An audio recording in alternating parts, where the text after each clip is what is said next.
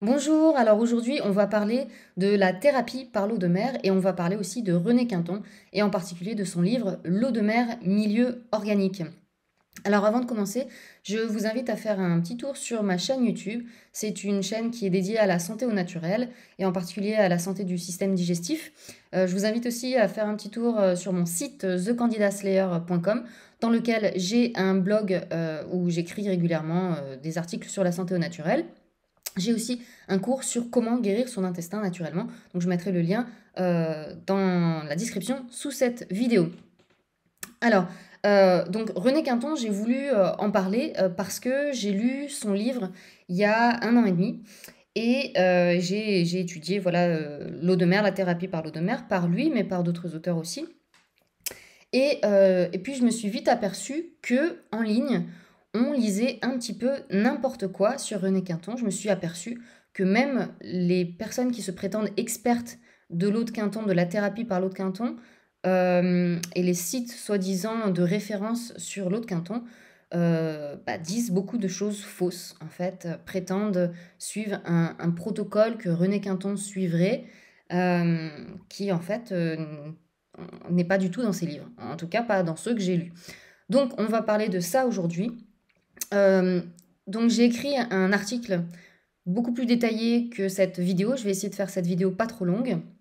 Donc mon article, j'ai voulu le faire pour condenser en fait le livre de René Quinton.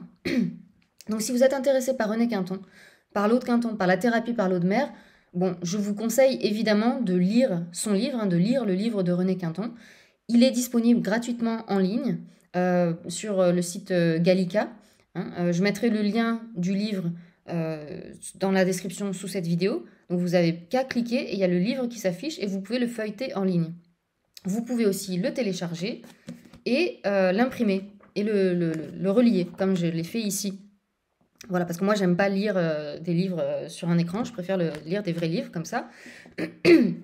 Et donc voilà, donc c'est un gros livre comme vous voyez, qui fait environ 500 pages. Comme je vous disais, je vous conseille vraiment de lire son livre si vous êtes intéressé par ce qu'il a fait, et par l'eau de mer et la thérapie, etc. Par l'eau de mer. Ou si vous avez la flemme de lire ce gros livre, c'est pour ça que j'ai écrit mon article.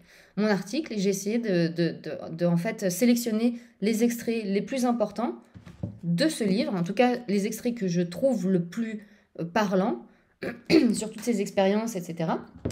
J'ai donc sélectionné des extraits, je les ai condensés dans un article et c'est ce que vous retrouverez dans mon article. Donc allez lire mon article au moins, si vous êtes intéressé par René Quinton, si vous n'avez pas envie de lire le livre. Voilà. Donc je mettrai le lien de mon article dans la description sous cette vidéo.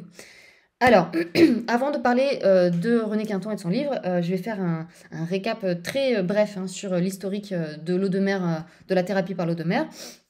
Donc, l'eau de mer elle a été utilisée pour la santé depuis l'Antiquité, depuis très très longtemps.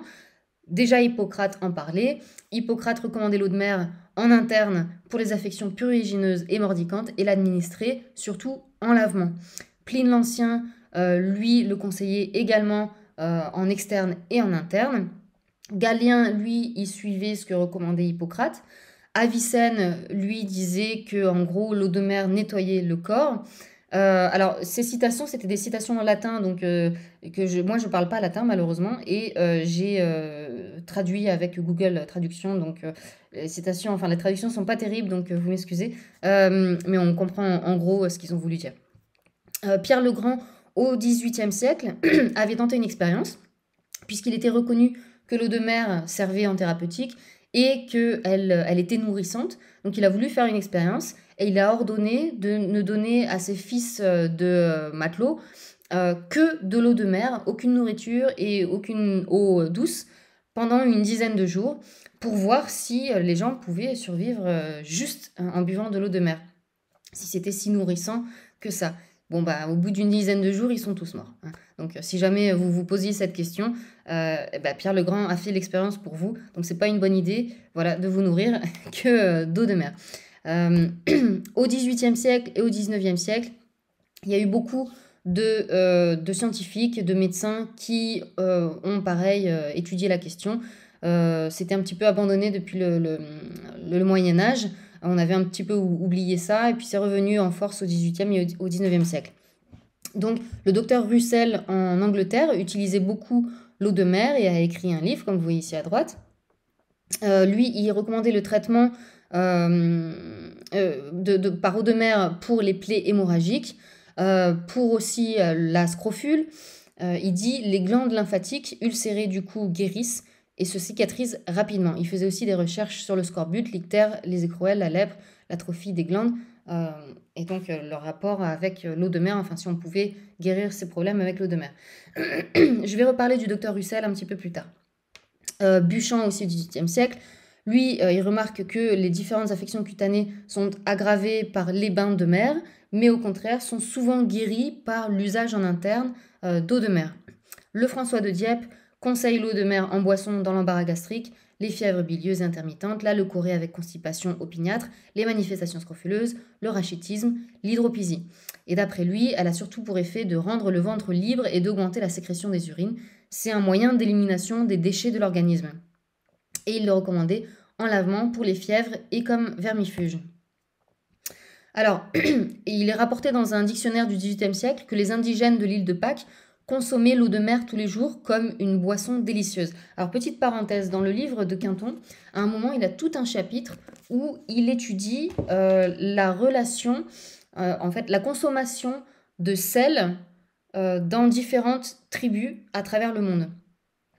Et en fait, ça rejoint un petit peu ce qu'a étudié Weston Price un peu plus tard. Hein. Si vous connaissez ma chaîne, vous savez que j'aime beaucoup le travail de Weston Price, qui était un dentiste américain qui a étudié l'alimentation de tribus isolées dans les années 1930-1940 et du rapport entre l'alimentation et la santé. Dans le livre de Quinton, il y a tout un chapitre où en fait Quinton essaye de comprendre pourquoi on a ces taux de minéraux dans le sang. Est-ce que ça vient de la nourriture parce qu'on a principalement du chlorure de sodium. Alors est-ce que ça vient de la consommation de sel? Et donc c'est ce qu'il étudie dans tout ce chapitre. Alors je ne vais pas vous détailler ce chapitre-là. Si ça vous intéresse, encore une fois, je vous recommande vraiment d'aller lire son livre. Mais en 2 mots, il conclut que en fait, plus un animal, et en animal on inclut les hommes, hein, mais plus un animal est végétarien, plus il a besoin de consommer beaucoup de sel. Plus un animal, au contraire, est carnivore, plus il est révulsé par le sel et il ne consomme pas du tout de sel. Donc c'est pareil pour les animaux et pour les humains. Il a étudié certaines peuplades qui sont principalement végétariennes et qui consomment et qui ont un besoin vital de consommer du sel, et alors que d'autres populations qui sont principalement carnivores à ne manger que des produits animaux ne mangent aucun sel ajouté. Voilà. Donc voilà, ces indigènes de l'île de Pâques, en fait, ils trouvaient qu'ils avaient un régime végétarien et donc c'est pour ça qu'ils aimaient beaucoup boire l'eau de mer comme une boisson délicieuse, parce qu'encore une fois, plus vous êtes végétarien, plus vous êtes attiré et plus vous aimez le goût du sel. Lalesque, donc lui, recommandait l'eau de mer pour les œdèmes et les scrofules. Les scrofules, c'est tout ce qui est inflammation de la peau et des muqueuses, en gros. Hein. Godet et Affre prescrivent l'ingestion d'eau salée dans l'engorgement du col utérin. Là, on est toujours au XVIIIe siècle. Hein. La méthode de Pasquier pour rendre l'eau de mer plus facile à boire, la charger en gaz carbonique. Voilà, ça c'est une petite parenthèse, comme ça vous le saurez. Si vous voulez vous mettre à boire de l'eau de mer, c'est plus facile si vous achetez, vous savez, ces machines qui rendent l'eau pétillante. Voilà, vous pouvez faire la même chose avec l'eau de mer, comme ça c'est plus facile à boire. L'ISL soigne des dyspepsies. Dyspepsie, c'est quand on ne produit pas assez d'acidité gastrique. En leur faisant manger du pain à l'eau de mer. Il conseille l'eau de mer dans les cas de convalescence de maladies aiguës, l'anémie, la chlorose, l'hystérie, l'hypocondrie, les manifestations scrofuleuses. Alors, manger du pain à l'eau de mer, je vais en reparler un petit peu après, mais c'est vraiment une bonne idée d'utiliser l'eau de mer en cuisine. J'en reparlerai vers la fin de cette vidéo. En 1881, Bonal préconise les injections sous-cutanées d'eau de mer chez les phtisiques. En 1883, le docteur Calvé faisait déjà des injections sous-cutanées d'eau de mer. Donc c'était avant, un peu avant Quinton. Ici, je vous ai mis une photo de à quoi ça ressemble parce qu'on en fait encore de nos jours. Mais je vais préciser ça à la fin, c'est pas exactement d'eau de mer puisque c'est devenu interdit. Et enfin, Marion la conseille pour l'hématose et les fonctions digestives. Donc, comme je vous ai dit, on va parler principalement de ce livre, L'eau de mer, milieu organique. mais je vais aussi vous parler des 2 autres livres, pareil, que j'ai trouvé de Quinton, hein, sur Gallica, sur le même site. Donc l'eau de mer en injection isotonique sous-cutanée au pavillon des débiles de la maternité. Alors à savoir que débile à l'époque, ça voulait pas dire la même chose qu'aujourd'hui. Débile, avant, ça voulait dire faible, hein, donc au pavillon des enfants faibles, hein, des enfants malades. Et puis l'autre livre, le plasma marin en injection sous-cutanée dans les gastro-entérites infantiles. Donc c'est de ce livre que sont tirées les photos, la plupart des photos que je vais vous montrer après. Voilà, donc, mais on va principalement parler du livre principal, l'eau de mer, milieu organique. Alors, l'eau de mer soigne le terrain. En fait, le travail de Quinton rejoint les travaux de Béchamp ou de Claude Bernard. Hein, en gros, on le sait, hein, vous avez certainement entendu parler de ces 2 noms. Voilà, c'est comment dire, c'est la théorie du terrain contre la théorie du germe. La théorie du germe qui est la théorie de Pasteur et la théorie du terrain, la théorie de Béchamp et de Claude Bernard. Donc les travaux de Quinton, en fait, abondent dans le sens de la théorie du terrain, donc de Béchamp et de Claude Bernard. Ici, je vous ai mis des extraits que j'ai lus donc, dans les livres de Quinton. Le premier extrait, c'est tiré de ce livre-là. Le deuxième extrait, c'est tiré d'un des 2 autres livres que je vous ai montré avant, je ne sais plus lequel. On voit le rang que peut prendre en thérapeutique l'eau de mer dans tous les cas où le liquide de culture des cellules organiques, milieu vital, donc c'est ce qu'il appelle milieu vital, on va en parler après, est vicié pour une cause quelconque, empoisonnement chimique ou microbien, insuffisance des émonctoires, défaut de certains apports alimentaires, etc. L'injection marine agit en désintoxiquant l'organisme, en rajeunissant le bouillon de culture vicié des cellules par apport d'un bouillon de culture neuf. Donc Quinton, il a guéri des milliers d'enfants en leur faisant des injections sous-cutanées d'eau de mer. Donc en gros, pour ceux qui ne connaissent pas du tout Quinton, en gros, Quinton, en fait, dans ce livre-là, sur des centaines de pages, en fait, il démontre que le milieu, ce qu'il appelle le milieu vital, donc ce qu'il appelle le milieu vital, en fait, c'est tous les liquides de l'organisme. C'est les liquides, c'est le sang, c'est la lymphe, c'est le liquide interstitiel, ok, c'est tous les liquides dans lesquels baignent les cellules. Okay, et donc, en analysant ces liquides-là, il a vu que l'équilibre minéral de nos liquides correspondent quasiment parfaitement à l'équilibre minéral de la mer. Donc, pendant plusieurs centaines de pages, il prouve en fait que tous les organismes vivants viennent à l'origine de la mer et quand ils sont sortis des océans pour vivre sur la Terre, ils ont emporté l'eau de mer avec eux, en eux, et qu'on est tous comme des aquariums vivants, comme des aquariums ambulants. Voilà. Et de cette constatation, il en est arrivé à se demander, du coup, est-ce qu'on ne pourrait pas injecter directement dans les veines de l'eau de mer? Est-ce que l'eau de mer pourrait remplacer, par exemple, le sang? Et c'est, encore une fois, ce que vous lisez dans ce livre. Il a fait des expériences sur des chiens, puis sur des humains, et on va voir ça juste après. Mais spoiler alerte, il a effectivement constaté qu'on pouvait remplacer le sang par de l'eau de mer. Voilà. Donc, Quinton a guéri des milliers d'enfants en leur injectant de l'eau de mer. Donc, non seulement l'eau de mer peut remplacer nos liquides, mais comme on l'a vu juste avant, en faisant ça, en remplaçant nos liquides viciés, malades, ça va nous guérir. Donc ici, comme je vous disais, c'est des photos que j'ai tirées, je crois que c'est du livre ici à droite. Alors pas toutes, hein, il y en a que j'ai trouvé aussi sur internet, mais qui sont tirées d'autres œuvres de Quinton. Donc ici, en fait, vous avez des photos d'avant-après de l'enfant qui a été amené à Quinton, et puis l'enfant quelques mois plus tard, ou quelques jours, ou quelques semaines plus tard. Ici, dans le livre, c'est pas très clair, c'est combien de temps s'est passé entre les 2 photos. D'après ce qu'il a écrit, ce serait 20 jours. Mais c'est pas très très clair. Mais en tout cas, c'était un enfant qui avait moins d'1 an, qui était atteint de choléra et qui était sur le point de mourir, en fait. Il avait le choléra, il absorbait plus rien et voilà.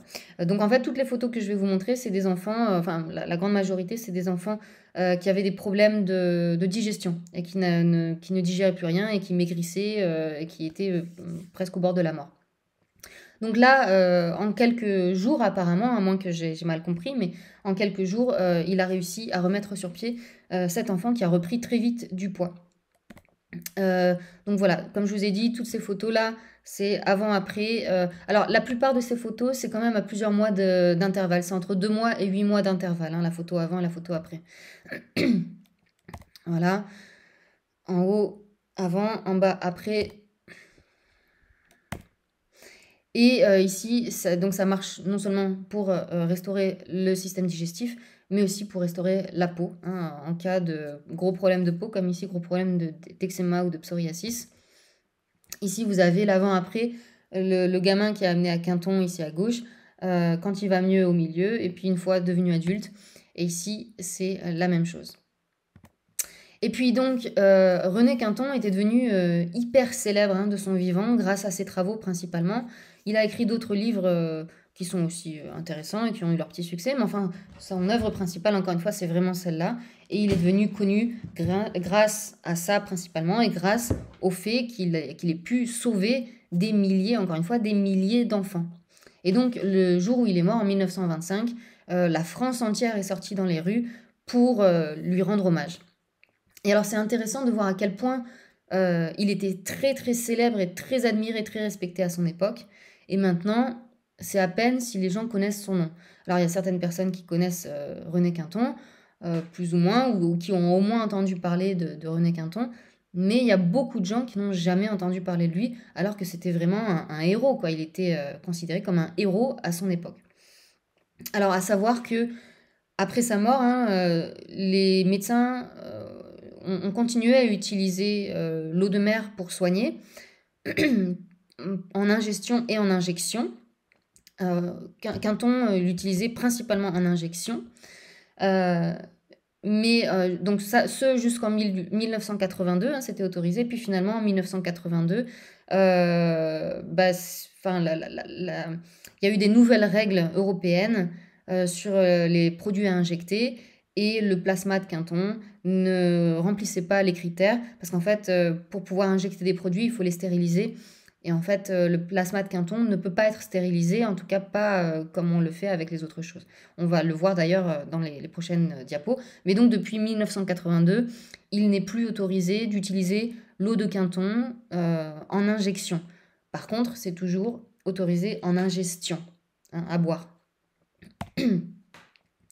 Alors, comme je vous disais au début, quand je me suis intéressée à Quinton, j'ai très vite vu des choses qui ne collaient pas avec ce que j'avais lu dans le livre de Quinton sur certains sites internet. Par exemple, bon, je ne vais pas donner de nom, hein, mais ça, c'est pas le seul site, hein, il y a plein de sites. Encore une fois, j'ai l'impression que la majorité des gens qui parlent de Quinton n'ont jamais lu son livre, en fait.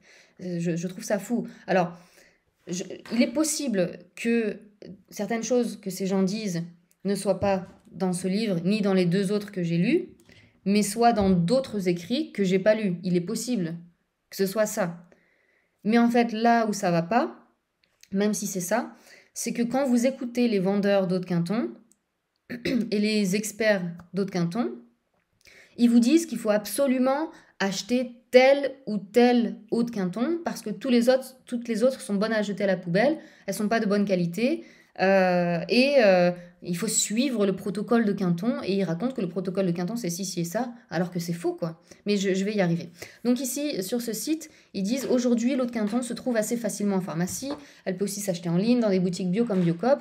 Toutefois, avant de faire votre achat, je vous invite à la plus grande vigilance car beaucoup d'entreprises peu respectueuses du travail de M. Quinton sont présentes sur le marché de l'eau de mer buvable, avec des produits à la qualité parfois douteuse. » Toujours sur le même site, protocole de René Quinton. Si vous voulez vous procurer de l'eau de Quinton de qualité, assurez-vous tout d'abord qu'elle respecte strictement le protocole de René Quinton, défini comme suit. Attention.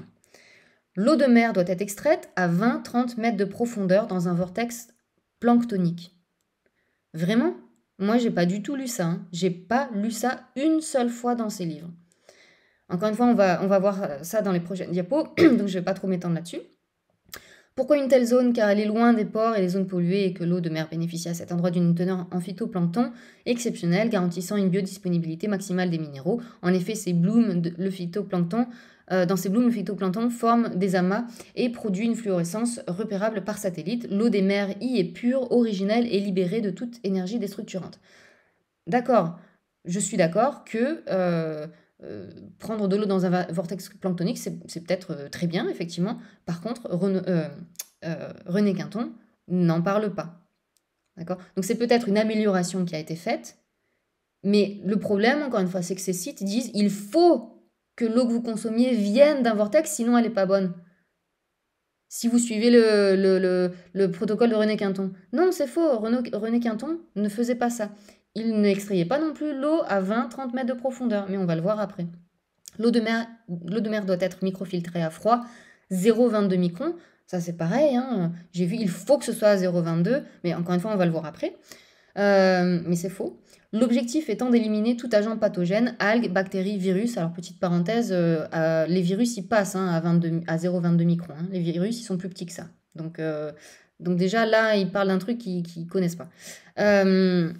Et donc de la stériliser. L'eau de mer ne doit être ni chauffée ni ionisée, on est d'accord, car cette action détruit les oligo-éléments qu'elle contient naturellement et entraîne la production de radicaux hydroxyles qui peuvent contribuer à la déshydratation de l'organisme, soit le contraire de l'effet attendu. On est d'accord. Absolument aucun additif ne doit être présent, on est d'accord. Pourquoi choisir la marque Certains fabricants de plasma marin prennent aujourd'hui quelques largesses avec la méthode Quinton. Vous voyez, c'est ça qui va pas, je trouve, dans ces sites-là. Ils se permettent de critiquer les autres qui font pas ce qu'ils viennent de dire là, parce qu'ils prétendent que ça, c'est le protocole de René Quinton et qu'il n'y a rien d'autre. Déjà, c'est faux, c'était pas du tout le protocole de René Quinton. Et voilà, extraction depuis un port au bord des plages et non en haute mer, filtration à 0,5 microns au lieu de 0,22 microns. René Quinton, il dit nulle part que c'est 0,22 et pas 0,5. Hein. On va le voir après. Le sérum marin, lui, est bien élaboré suivant le protocole original de René Quinton, mais non, enfin, ce qu'ils disent là, c'est faux. Tel que décrit plus haut dans ces pages, non. Les laboratoires détiennent d'ailleurs le brevet déposé par le biologiste Quinton lui-même de son vivant, donc ça, c'est argument d'autorité, hein, ça veut dire qu'il n'y a que moi qui a raison, mais sauf que c'est faux. Dans le respect des conditions d'hygiène les plus strictes, l'eau de Quinton est tout d'abord pompée dans le golfe de Gascogne, dans l'Atlantique Nord. Le puisage a lieu à environ 15 km de la côte, à 20 mètres de profondeur, dans un vortex favorisant la présence de phytoplancton et de zooplancton. Donc, je m'étends pas trop là-dessus parce qu'on va y revenir à la fin de cette vidéo. Là, ce qu'on va faire, c'est qu'on va lire ce que dit Quinton lui-même dans son livre. On va voir si ça colle avec ce que disent ces soi-disant experts. Donc là, c'est dans les premières pages du livre. Similarité entre le plasma sanguin et l'eau de mer. Donc là, Quinton, comme je vous disais, passe plusieurs centaines de pages pour montrer que l'eau de mer et le plasma sanguin sont quasiment identiques, en tout cas en ce qui concerne les minéraux et les ratios de minéraux.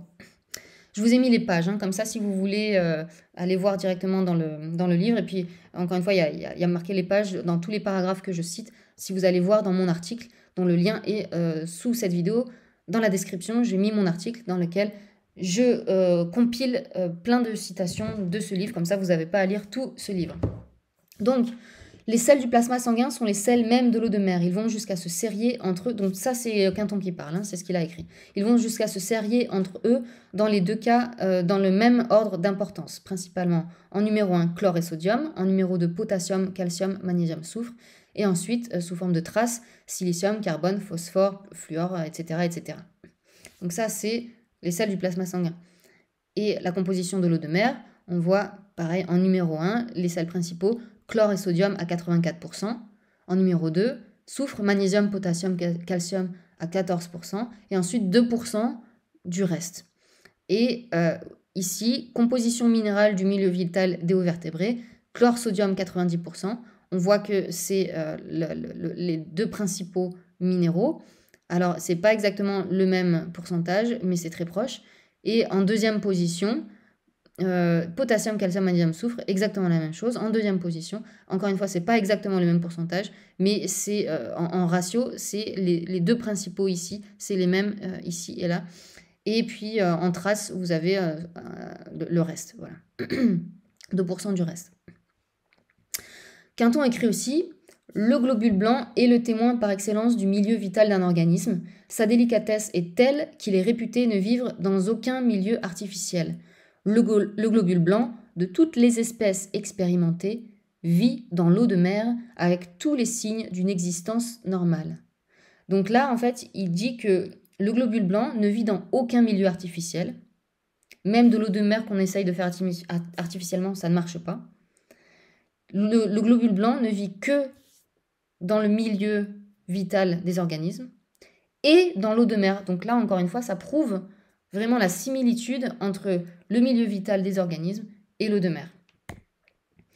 Il s'interroge évidemment sur les solutions salines qui sont déjà à son époque injectées par intraveineuse dans les hôpitaux, comme c'est toujours le cas de nos jours.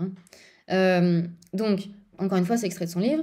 Une question se posait alors, uniquement accessoire, l'eau de mer n'offrirait-elle pas une supériorité physiologique sur la solution chlorurée? Il manque à la solution chlorurée, pour représenter réellement le milieu vital, tous les sels secondaires présents dans les plasmas. Sulfate, phosphate, carbonate, silicate, chlorure, iodure, bromure, fluorure, etc. de potassium, sodium, magnésium, calcium, fer, etc. Tous ces sels, au contraire, sont présents dans l'eau de mer. Les sels constituant l'eau de mer sont les sels mêmes que renferme l'organisme. Ces sels vont même jusqu'à présenter entre eux, dans les deux cas, des rapports quantitatifs remarquablement voisins, sauf quant au phosphate et au sel magnésien. Il était donc probable, a priori, que l'eau de mer, plus voisine de la composition du milieu vital, offrirait une supériorité physiologique sur la solution chlorurée. On verra par la suite que cette supériorité est un fait. Ensuite, il fait plusieurs expériences et résultat, la solution marine est environ 2 fois moins toxique, au moins chez le chien, que la solution chlorurée. L'eau de mer diluée est mieux supportée que le sérum artificiel. Et puis, il dit qu'il y a un meilleur fonctionnement du rein avec l'eau de mer qu'avec les solutions salines. Donc, il prouve en fait que l'eau de mer est bien supérieure à la solution saline. Pourquoi? Parce que dans l'eau de mer, il y a tous les minéraux, il n'y a pas juste du chlorure de sodium. Et ça rejoint ce que moi je vous dis depuis un moment dans beaucoup de vidéos et dans mes articles et puis dans ce que je partage aussi sur mon groupe Facebook. Je vous dis que c'est toxique de se complémenter avec des vitamines ou des minéraux isolés parce que ça ne marche pas comme ça dans le corps. Rien n'arrive tout seul d'une manière isolée. Quand vous vous supplémentez avec un minéral isolé, ça va déséquilibrer tout le reste. Pareil quand vous vous supplémentez avec une vitamine isolée, parce que ça n'existe pas comme ça dans la nature. Et donc Quinton, lui, il le prouve entre l'eau de mer qui est complète avec tous les minéraux, donc tous les minéraux qui sont cofacteurs les uns avec les autres. Pour fonctionner correctement, un minéral a besoin de ces autres cofacteurs. D'accord? Donc il prouve que l'eau de mer est bien supérieure parce qu'elle est complète en tous ces minéraux, que l'eau saline artificielle faite seulement de chlorure de sodium, parce que le corps a besoin de tous ces minéraux, pas juste de chlorure de sodium. Voilà. Et meilleur fonctionnement du rein, ça, moi c'est ma déduction personnelle d'après ce que dit Quinton, ça prouve une chose, ça prouve que l'eau de mer, qui est très salée pourtant, ne cause pas de soucis aux reins, n'abîme pas les reins. On a l'habitude d'entendre de la part des médecins maintenant, puis du système médical de manière générale, que le sel c'est mauvais pour la santé et en particulier pour les reins. Quinton, lui, il montre que si c'est du vrai sel, en tout cas si c'est de l'eau de mer, donc complète avec tous les minéraux, le rein, le corps la reconnaît parfaitement et sait parfaitement éliminer le surplus, ce dont il n'a pas besoin. Alors que l'eau saline artificielle avec juste du chlorure de sodium, donc sans tous les minéraux qui doivent aller avec, là oui, c'est plus toxique pour les reins parce que le corps ne reconnaît pas bien ce mélange-là et donc va le considérer comme un toxique et ça va être en effet toxique, en tout cas plus toxique que l'eau de mer sur les reins. Et donc, moi, j'extrapole sur le sel qu'on consomme dans nos aliments. J'en parlerai à la fin de cette vidéo, donc restez bien jusqu'au bout si vous voulez un peu plus de détails là-dessus. Mais que le sel, si c'est du sel non raffiné, vous n'avez pas besoin d'avoir peur, vous n'avez pas à avoir peur de consommer du vrai sel non raffiné. Par contre, le sel raffiné, oui, c'est toxique. Alors, il a fait plusieurs expériences super intéressantes sur des chiens. Donc comme je vous disais, il en a conclu que le sang et l'eau de mer en fait étaient très proches. Donc il fait des expériences pour vérifier ça. Il va injecter à des chiens de l'eau de mer. En fait, il va complètement vider, il va saigner à blanc des chiens et remplacer leur sang par de l'eau de mer. Et je vous conseille vraiment de lire ces expériences parce qu'elles sont hallucinantes. Quand on ne connaît pas du tout le travail de Quinton et qu'on tombe sur ça, on tombe de sa chaise, on se dit c'est dingue. Mais c'est vraiment incroyable et très très intéressant. Donc encore une fois, le lien de son livre sera sous cette vidéo dans la description. Donc, quelle eau de mer a-t-il utilisé pour injecter à ses chiens? L'eau de mer qui va servir à l'expérimentation a été captée, donc ça encore c'est tiré de son livre, a été captée à la station zoologique d'Arcachon. Elle est recueillie à 10 mètres de profondeur, 10 mètres, d'accord, retenez bien, à l'entrée du chenal, à marée montante, 2 ou 3 heures environ après le début du courant de marée, en sorte que cette eau peut être considérée à peu près comme de l'eau du large. Cette eau expédiée au Collège de France telle qu'elle, sans stérilisation préalable, montre une grande pureté. Elle est employée dans un délai de 1 à 8 jours pendant les mois d'été, de 1 jour à 3 semaines pendant les mois d'hiver. Retenez bien ça. Et invariablement sans avoir été stérilisée. Ces remarques offrent une importance majeure car des eaux de mer, premièrement recueillies sur le littoral souillées par les déchets de la côte, deuxièmement ou recueillies au large et parfaitement pures mais employées trop longtemps après leur capture, troisièmement ou simplement stérilisées à 120 degrés à l'autoclave dans un ballon de verre, se sont montrées presque toujours toxiques. L'eau à employer pour le laboratoire est donc une eau venant du large, très pure, récente et non stérilisée à l'autoclave, au moins selon les méthodes ordinaires. D'autre part, dans toutes les expériences, l'eau de mer a été ramenée par addition d'eau distillée à l'isotonie organique, c'est-à-dire à la concentration moléculaire du milieu vital de l'animal expérimenté. Pour le chien, eau de mer 83, eau distillée 190. Il est bien compris que cette addition d'eau distillée ne change aucunement le caractère chimique de l'eau de mer, qu'elle n'en modifie qu'une qualité purement physique, la concentration. Alors, juste précision ici, donc, il a effectivement constaté que la seule différence majeure entre l'eau de mer et le sang, hein, le milieu vital, c'est la concentration. D'accord ? Dans l'eau de mer, il y a environ 35 grammes de sel par litre, et dans le corps, c'est autour de 9 grammes. Donc, il va juste ramener l'eau de mer à la concentration de sel du corps. Et voilà, c'est le seul changement vraiment qu'il fait. Donc à l'isotonie, c'est ça en fait. Hein. Quand vous achetez du plasma de Quinton, vous pouvez acheter du plasma hypertonique ou isotonique. Hypertonique, c'est-à-dire c'est juste la concentration normale de l'eau de mer. Isotonique, c'est qu'ils l'ont dilué pour arriver à une concentration telle qu'on la trouve dans notre corps. Donc, quelles sont ces expériences sur les chiens? Là, je vous ai mis encore juste un tout petit extrait, mais vraiment, allez lire ces expérimentations.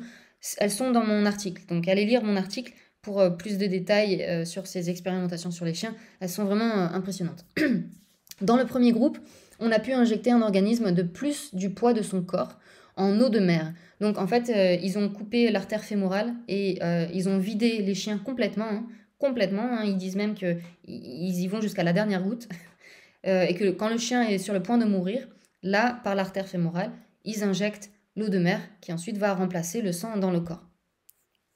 Donc, on a pu injecter un organisme de plus. Alors, ils prenaient des chiens de rue, hein, c'est pour ça que je vous ai mis cette petite photo à droite. Ils prenaient des chiens abandonnés de rue. On a pu injecter un organisme de plus du poids de son corps en eau de mer, c'est-à-dire 3 fois la masse de son milieu vital, sans que cet organisme subisse aucun dommage. Le rein éliminant à la vitesse de l'injection et l'élimination ayant dû porter nécessairement sur le milieu vital, aussi bien que sur le liquide injecté, on peut considérer ce milieu vital comme ayant dû se trouver à peu près renouvelé à la fin de l'injection. C'est-à-dire qu'en gros, il dit qu'ils ont vraiment éliminé les liquides de l'animal, les liquides organiques, et complètement remplacés par l'eau de mer. Non seulement c'est pas toxique, mais comme on va le voir après, c'était même bénéfique pour la santé de l'animal. Or, de ce renouvellement, on n'a vu l'organisme ne témoigner aucun trouble, bien mieux accuser, semble-t-il, un bénéfice. Le travail rénal permet encore d'apprécier l'intégrité de la vie cellulaire en présence de l'eau de mer injectée, les cellules rénales du chien, éliminant à l'état normal 150 grammes d'urine en 12 heures, ont pu éliminer dans la même expérience 10 kg dans le même temps. soit un volume 60 fois supérieur, sans que la richesse de cette urine tombât à aucun moment au-dessous de la richesse moléculaire du liquide d'injection, ni sans que le rein témoignât d'une fatigue sensible, auquel cas l'albumine eût passé en abondance. À la fin de l'expérience, l'eau de mer se trouvant substituée en partie au milieu vital primitif, le travail rénal n'accusait aucun affaiblissement. C'est ce que je disais tout à l'heure. Pas de souci quand c'est vraiment de l'eau de mer, même si c'est très salé. Le fait que ce soit équilibré avec tous les sels, ça n'est pas toxique. Dans le deuxième groupe, l'organisme a été placé par la saignée à blanc sur les limites des conditions compatibles à la vie, donc dans les circonstances les plus défavorables pour résister à toute intervention qui aurait un caractère toxique. Or, l'eau de mer injectée a présidé au relèvement organique, à la leucocytose déterminée par l'infection dont elle a triomphé, parce que pour couper l'artère fémorale des chiens, il l'a coupée sans précaution, hein, sans désinfecter le scalpel, ni sans désinfecter la partie coupée du chien. Donc ils y allaient vraiment comme des brutes. À la réparation des forces, à la reconstitution rapide du tissu sanguin, plus riche au bout de quelques jours en hémoglobine qu'avant l'expérience. Donc non seulement ça n'a pas fait de mal au chien, au contraire, ça a été bénéfique pour lui. Il a un plus fort taux d'hémoglobine qu'avant l'expérience. De plus, la section de son artère fémorale qui a été faite sans précaution aucune pour éviter l'infection, justement, ils n'ont pas du tout fait en sorte d'éviter l'infection. Donc l'organisme était particulièrement vulnérable à développer une infection, encore plus si le produit injecté, donc l'eau de mer, se révélait toxique.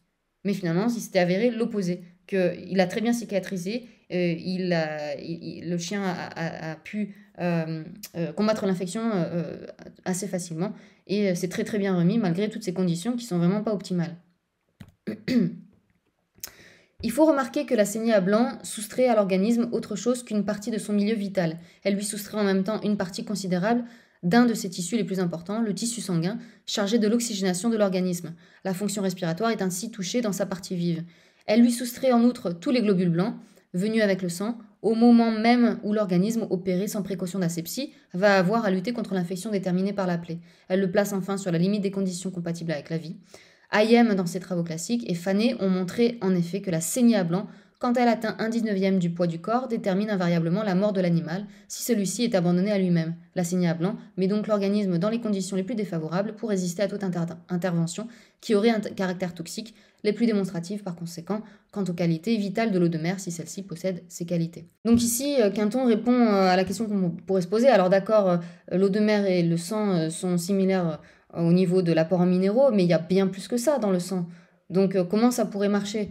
Donc voilà, il explique qu'effectivement, malgré le fait qu'on enlève tout ce qui est nécessaire à l'oxygénation du sang et qu'on enlève les globules blancs, ça n'empêche que ça marche. Et au lieu d'être toxique pour le corps, au contraire, c'est au contraire bénéfique pour le corps. De toutes ces expériences, il résulte en résumé que l'eau de mer substituée d'une façon ou d'une autre, partiellement ou totalement, au milieu vital d'un vertébré se comporte auprès de ces cellules, au moins relativement, comme le milieu vital lui-même. Entre l'eau de mer et le milieu vital du vertébré, il y a physiologiquement identité. Maintenant, alors comme je vous ai dit, il y a encore d'autres rapports de résultats d'expérience avec les chiens. Et puis, donc à chaque fois, il décrit qu'après l'expérience, le chien est encore plus joyeux qu'avant et a encore plus la forme, etc.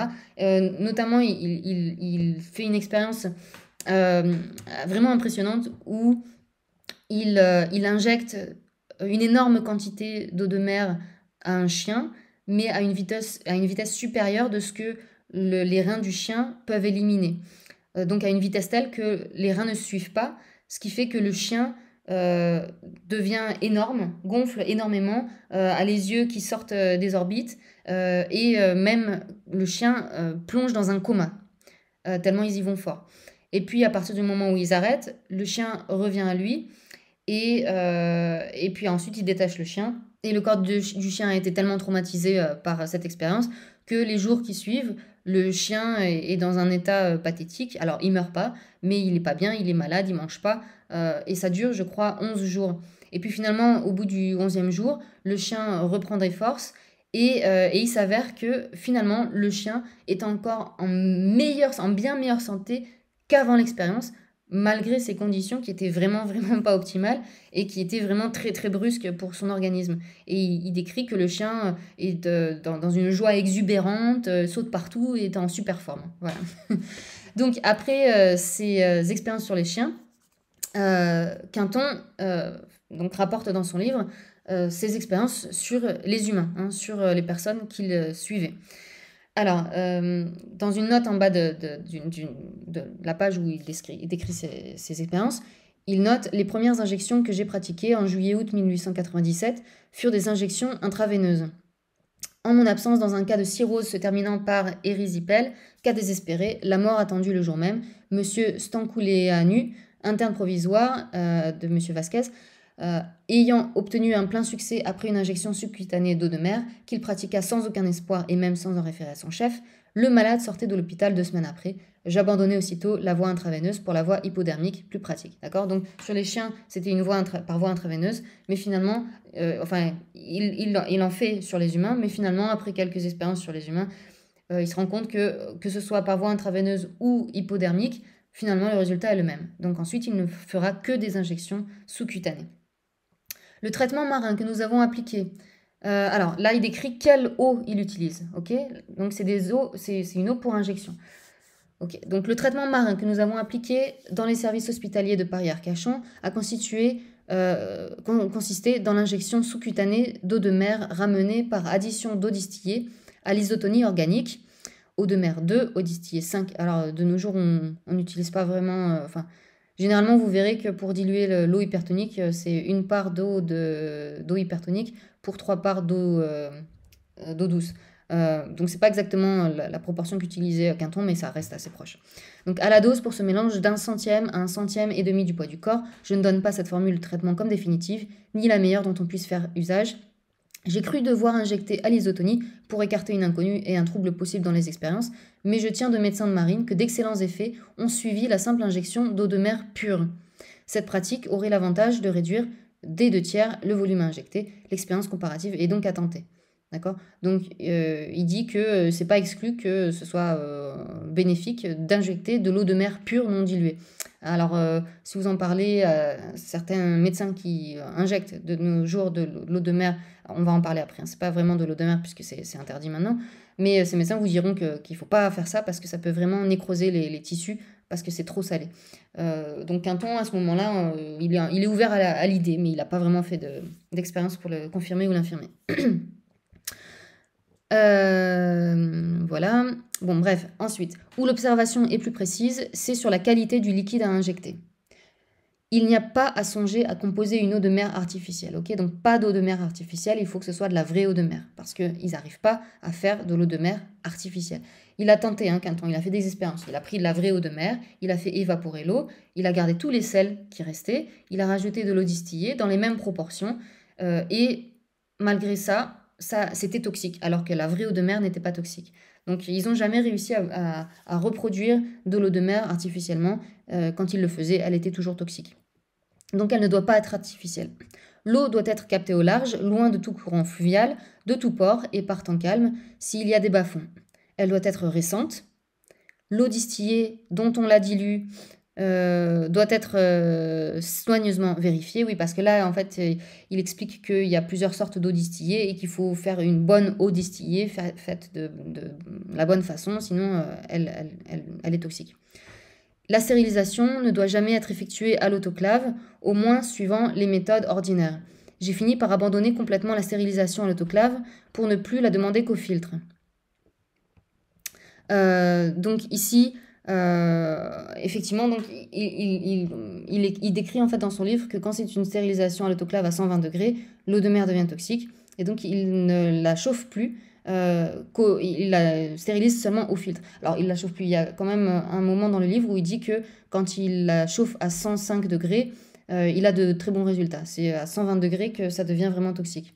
Mais de toute manière, donc, il recommande de ne la stériliser qu'au filtre. En définitive, le liquide à injecter est une eau de mer très pure, captée au large dans des conditions assurant cette pureté, ramenée par addition d'eau distillée à un point voisin de l'isotonie organique, eau de mer 2, eau distillée 5.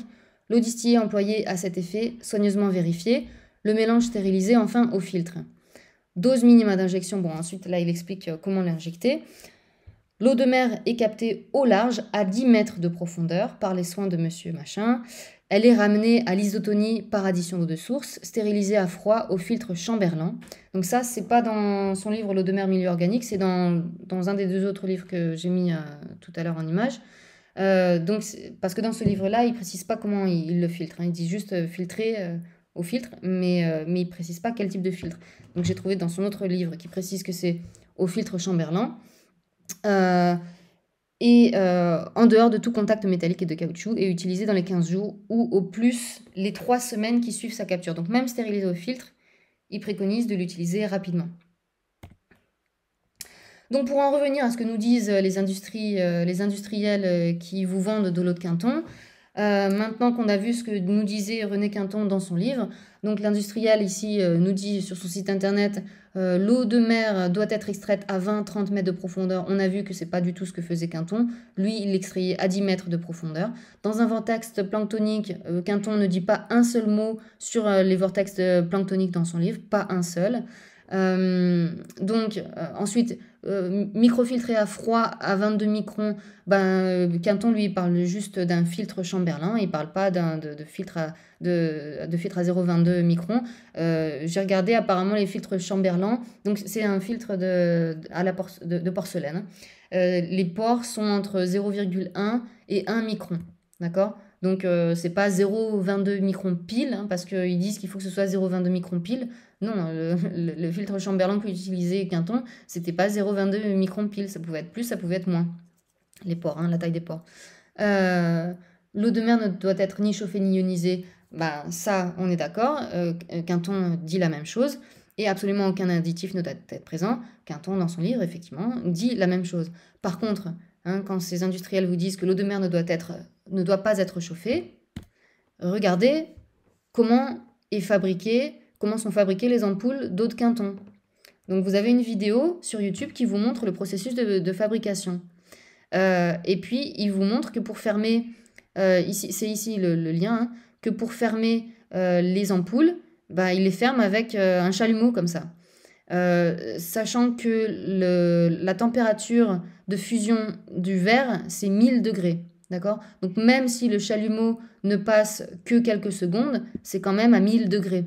Donc non chauffé, j'ai pas l'impression que ces ampoules contiennent de l'eau de mer non chauffée.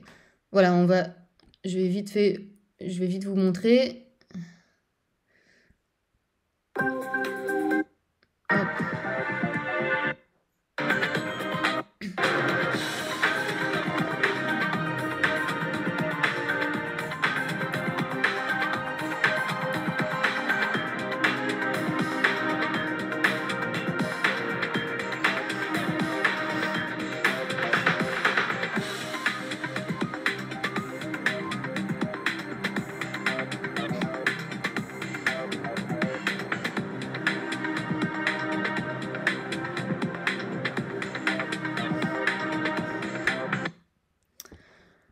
Voilà, donc je suis désolée, mais pour moi, ça c'est pas de l'eau de mer non chauffée.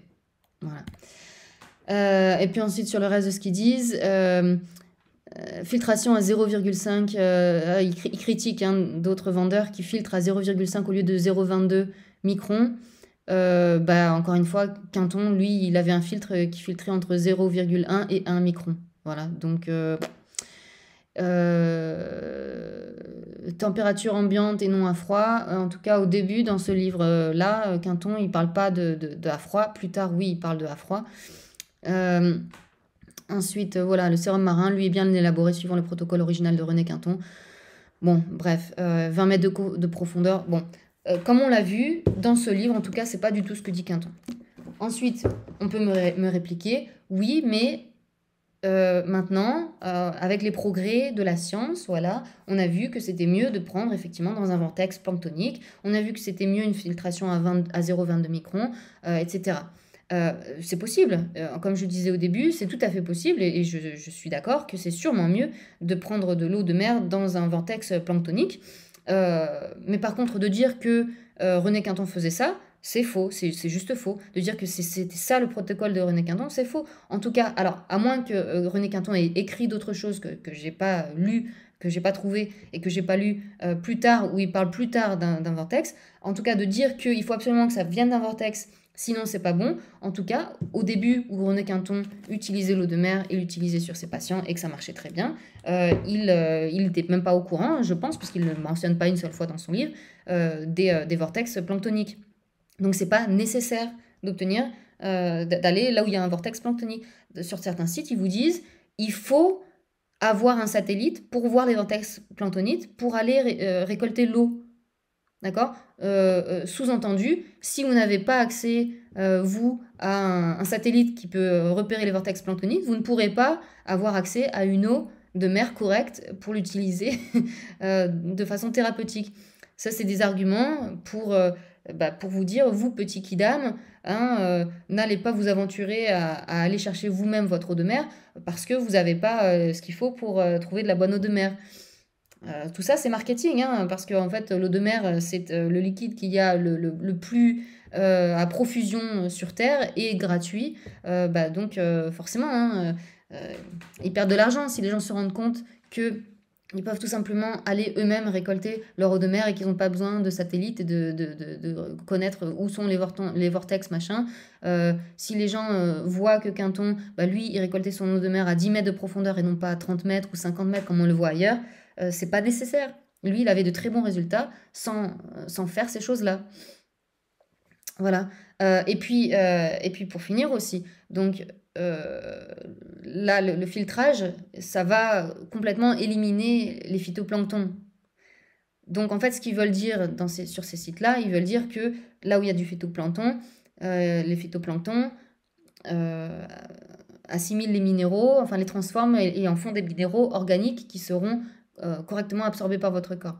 D'accord? Mais c'est encore mieux si vous buvez en fait de l'eau qui n'a pas été filtrée, dans laquelle il y a encore les bactéries et les phytoplanctons. En tout cas, c'est mon avis, mais je vais le détailler juste après. Voilà. D'ailleurs, petite parenthèse, on a vu tout ce qu'on a vu là, les processus de René Quinton, c'était pour des injections, c'était pas pour des ingestions. Maintenant, comme je vous disais, pour ingestion, c'est plus autorisé. Donc c'est que pour ingestion.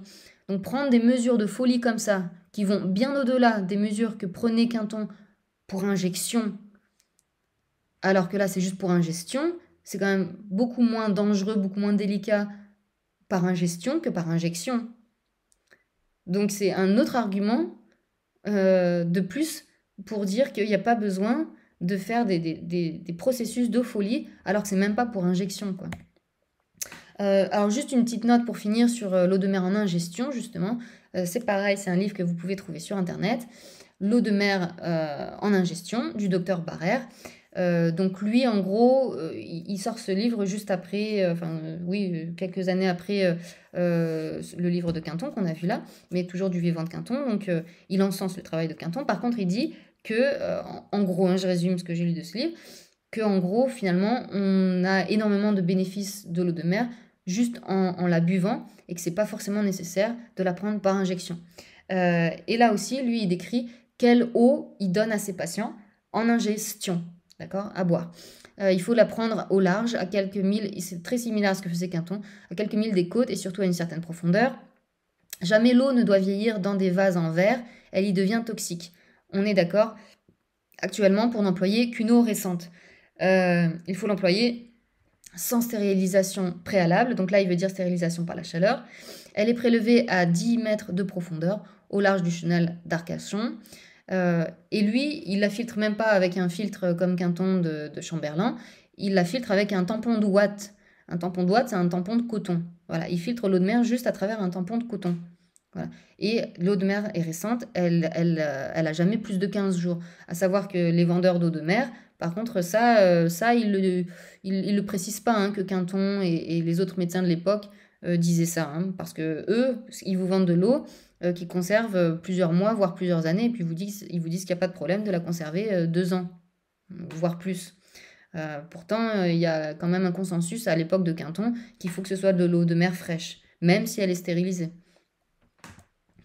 Et puis Barrère, voilà, lui il dit que en ingestion, donc je vous ai mis ça au cas où vous avez envie de tenter l'eau de mer par ingestion hein, à boire. Donc lui, il donnait de l'eau de mer non diluée principalement à ses patients, sauf si ces patients avaient vraiment du mal à boire de l'eau de mer non diluée. Alors là, il l'a dilué un petit peu. Et il précise que l'eau de mer pure, avalée en grande quantité, a un effet purgatif. C'est vrai, et d'ailleurs c'est pour ça que Hippocrate et d'autres, comme on a vu au début, l'utilisaient pour nettoyer l'intestin et le système digestif des patients. D'ailleurs, c'est toujours quelque chose d'utilisé de nos jours, hein, et moi d'ailleurs dans mon cours, je conseille au bout d'un moment de faire un salt water flush, c'est quand vous buvez de l'eau salée rapidement, 1 litre d'eau salée rapidement, voire plus. Alors c'est pas de l'eau de mer, hein, c'est moins salé que de l'eau de mer, mais effectivement ça permet de purger le système digestif. Et puis l'eau de mer, enfin l'eau salée aussi en lavement, c'est aussi très bien, mais encore une fois, il ne faut pas faire n'importe quoi, faut quand même la diluer, hein. Voilà, donc à diluer, à couper avec de l'eau douce si on ne tolère pas l'eau de mer pure. Donc lui, le docteur Barrère, il conseille 200 millilitres par jour. Et en fait, il conseille de commencer doucement, à 100 millilitres pendant les 3 premiers jours, 200 pendant les 11 jours suivants. Et au total, le malade absorbera 2500 grammes d'eau de mer en totalité. La dose quotidienne est prise en 2 fois, la moitié une demi-heure avant le repas de midi et le reste une demi-heure avant le repas du soir. Et c'est comme ça que lui, il guérissait ses malades. Alors lui, c'était principalement des malades qui avaient des problèmes digestifs. Et en fait, le docteur Barrère explique qu'il y a énormément de problèmes de santé qui découlent d'une mauvaise digestion et que l'eau de mer en ingestion va soigner l'estomac parce que l'estomac a besoin de chlorure de sodium pour fabriquer l'acide chlorhydrique. Et donc, boire de l'eau de mer va guérir l'estomac et donc par ricochet va guérir le reste du système digestif et donc par conséquent va guérir le corps dans son entier. Alors, ma conclusion pour finir.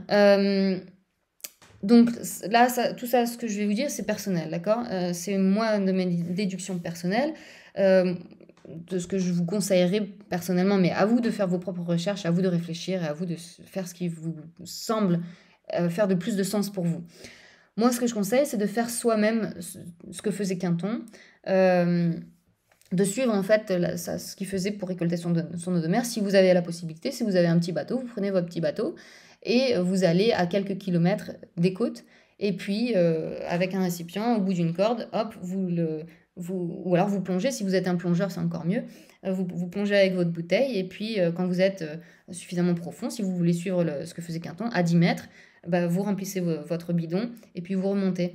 Par contre, comme je vais le dire après, il y a plein de gens et de docteurs qui ne s'embêtaient même pas à aller à 10 mètres. Hein. Même si vous descendez à 2-3 mètres, ça devrait suffire.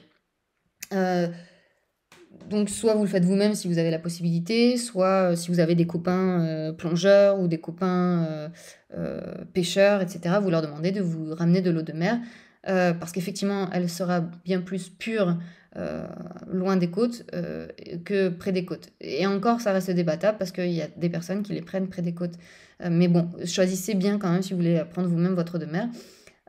Ensuite, si vous voulez continuer à suivre le protocole de Quinton, bah, vous pouvez acheter un filtre de porcelaine type Chamberlain, comme le filtre Berkefeld, qui se rapproche du filtre Chamberlain qu'utilisait Quinton. Par contre, si vous filtrez comme ça, vous éliminez les bactéries, vous éliminez les phytoplanctons. Et moi, je pense que les bactéries et les phytoplanctons sont bénéfiques. Voilà.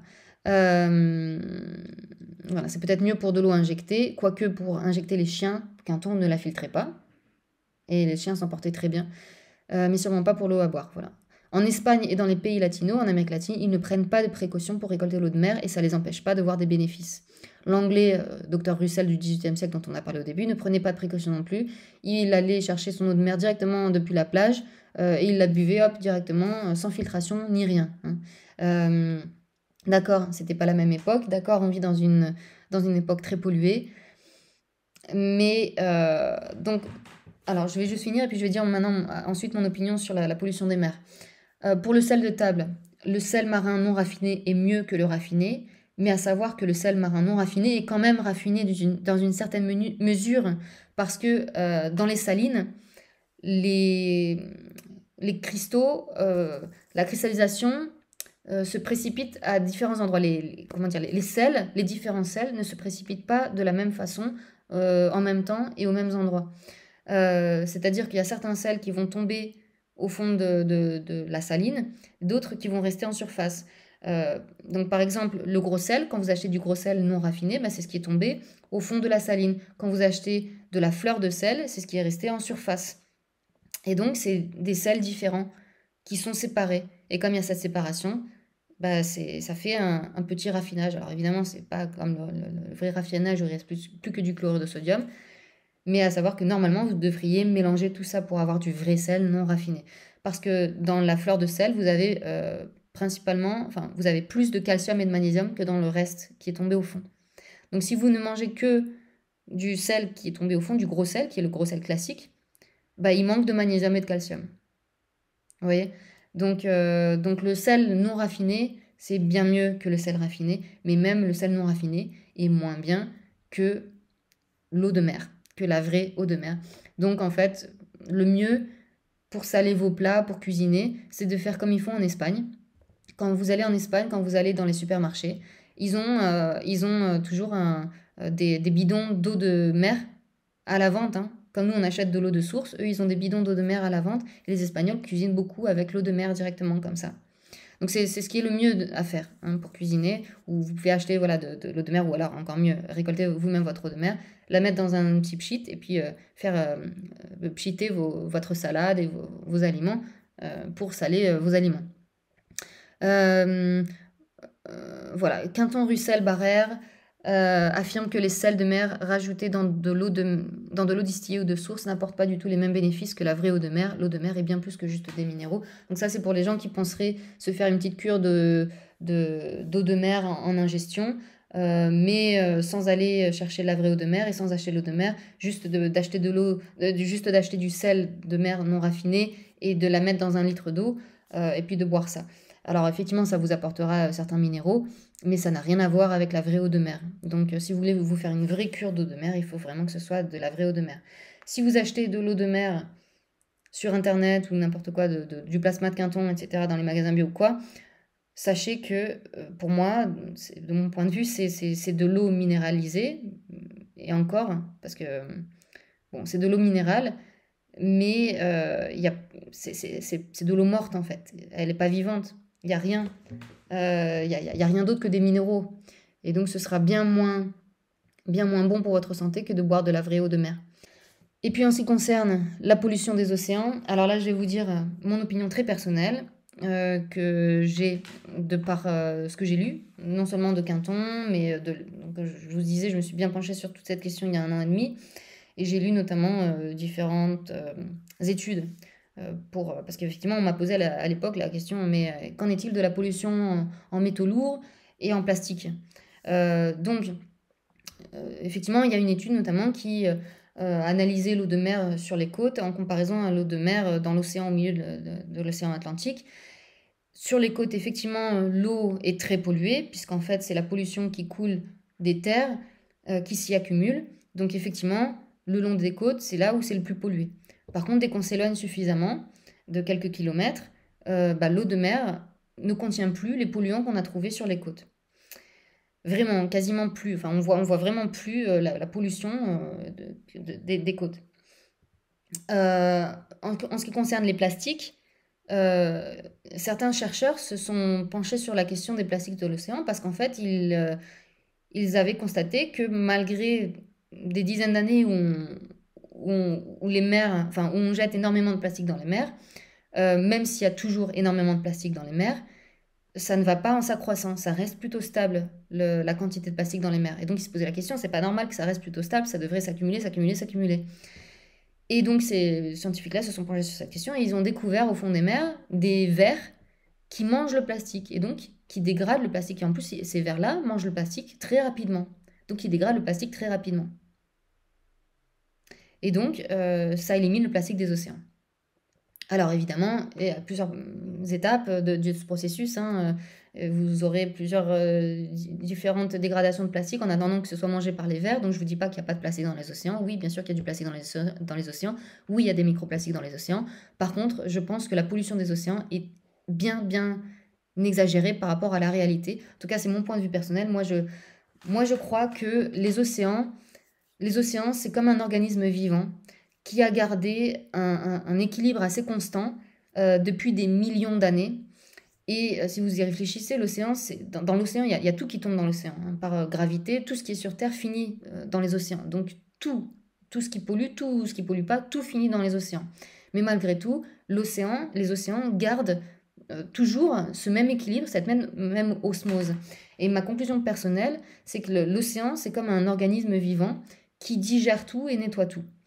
Et en fait, donc toutes les pollutions qui arrivent dans l'océan, comme je le disais tout à l'heure, effectivement, quand ça y arrive sur les côtes, etc., on voit la pollution, mais qu'au bout d'un moment, l'océan digère tout ça et digère toutes ces pollutions. Et avec la puissance osmotique et la puissance bactérienne, etc., de l'océan, bah, ça digère tout ça et ça finit par désactiver toutes les pollutions. Donc, c'est vraiment ce que je pense, en tout cas, c'est mes conclusions personnelles. Je pense pas que les océans soient aussi pollués qu'on veuille nous le faire croire. Évidemment, il vaut mieux prendre des précautions, puisque comme on l'a vu, c'est mieux de prendre de l'eau de mer assez profondément, puisque c'est à la surface qu'il y a principalement la pollution. Donc, prendre des précautions, évidemment, mais ne pas avoir cette peur bleue de la mer, quoi. On entend partout qu'il faut éviter de manger du poisson et des produits de la mer parce que c'est trop riche en métaux lourds et on est déjà tous trop intoxiqués aux métaux lourds. Alors oui, on est tous très intoxiqués aux métaux lourds, ça c'est vrai. Par contre, de dire que c'est notre consommation de poisson qui nous intoxique aux métaux lourds, ça c'est complètement faux. Je vais vous dire quelle est la cause numéro 1 de l'intoxication médecin. Il y a une quantité de médecins que vous n'atteindrez jamais en mangeant des poissons. Ça n'a rien à voir, c'est des quantités complètement différentes. Donc, encore une fois, je ne suis pas en train de vous dire qu'il n'y a pas du tout de métaux lourds dans les poissons, mais ce n'est pas du tout la consommation de poissons qui est la plus problématique en ce qui concerne les métaux lourds. C'est en numéro 2, les médicaments chimiques. Sachez que énormément de médicaments chimiques contiennent des métaux lourds et notamment de l'aluminium. Donc, si les gens sont intoxiqués aux métaux lourds, c'est principalement pour ces deux causes, bien avant la cause de s'alimenter avec les produits de la mer. Voilà, et donc pour finir, je vous conseille aussi d'aller voir cette chaîne. Alors, il y a beaucoup de ressources sur l'eau de mer thérapeutique dans le monde hispanophone. Je ne sais pas pourquoi exactement, mais voilà, ils ont l'air d'être plus libres que chez nous sur certaines choses, notamment dans l'université de Managua au Nicaragua. Et les médecins étudient la thérapeutique par l'eau de mer. Et voilà, donc si vous comprenez l'espagnol, je vous conseille vraiment de faire des recherches en espagnol sur l'eau de mer. Vous verrez que les Espagnols sont beaucoup moins pointilleux que Quinton par rapport à la récolte de l'eau de mer. Ils se cassent vraiment pas la tête. Hein. C'est juste, ils vous disent allez récolter de l'eau de mer au bord de l'océan, hop, et vous revenez, puis vous buvez ça. Ils vous parlent pas de filtrage, etc. Bon, après, ça dépend sur quelle source vous tombez. Bon, il y a cette chaîne qui est pas mal, c'est un exemple, mais il y a plein de sources, encore une fois, en espagnol. Hop, je vais vous l'ouvrir. Voilà, cette chaîne qui a plusieurs vidéos très intéressantes sur l'eau de mer. C'est en espagnol, mais c'est sous-titré en français. Donc voilà. Et voilà, donc pour finir, comme je vous disais, j'ai un cours pour guérir son intestin que vous trouverez sur mon site thecandidatslayer.com. Le lien sera sous cette vidéo. Voilà, j'espère que cette vidéo vous a plu. Je vous vois dans la prochaine vidéo. À bientôt. Salut!